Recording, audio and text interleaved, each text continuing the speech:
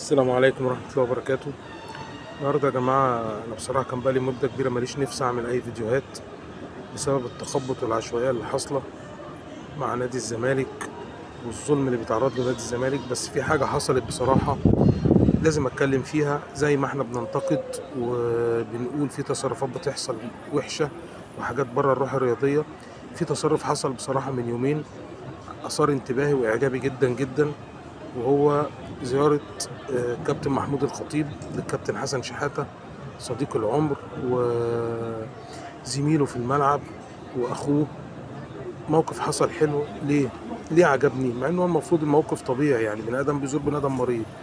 لا، في ظل الانتقادات اللي احنا بنوجهها ولينا حق فيها للكابتن الخطيب والضرر اللي بيضره لنادي الزمالك، لكن لفتة جميلة إنسانية بتقول إن في لسه حاجات ومبادئ موجودة ما اندثرتش تماما ولا اتمحت تماما.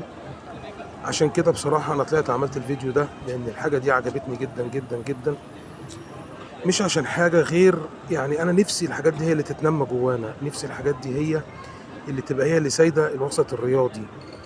يعني ليه بننتقد؟ احنا مش عداوة مع حد وملناش عداوة مع حد وملناش مصلحة مع حد لكن الحاجة الحلوة لازم نشاور عليها زي ما هنشاور بألف صباع على الحاجة الوحشة وعلى الحاجة السيئة. برضو لازم بما يرضي الله نشاور على الحاجة الكويسة عشان هي اللي تبقى لافتة انتباه الناس، والحاجات الوحشة لازم نشاور عليها عشان الناس تتجنبها. ده الأمل اللي جوانا والله، ده اللي احنا بنشتغل عليه، مش بنتربح ولا بنحاول ان احنا نركب موجة ولا الكلام الفاضي ده كله. الكلام ده رميناه ورا ظهرنا من سنين، فاهمين؟ وفي ان شاء الله حاجات تانية باذن الله انا مستني اخبارها، حاجات كويسة هتفرح جمهورنا وجمهور الزمالك، وباذن الله باذن الله الفرح جاي والنصر جاي. لكن عموما شكرا كابتن الخطيب، ده المفروض وده الواجب، ومستنيين منك بقى حاجات انضف واحلى من كده شويه، عشان كفايه ضرر بالنادي وكفايه وجع قلب.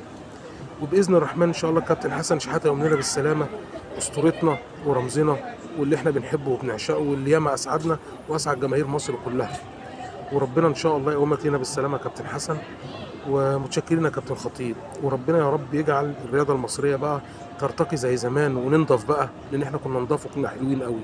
ده اللي والله مخلي الواحد متضايق ومش مائز.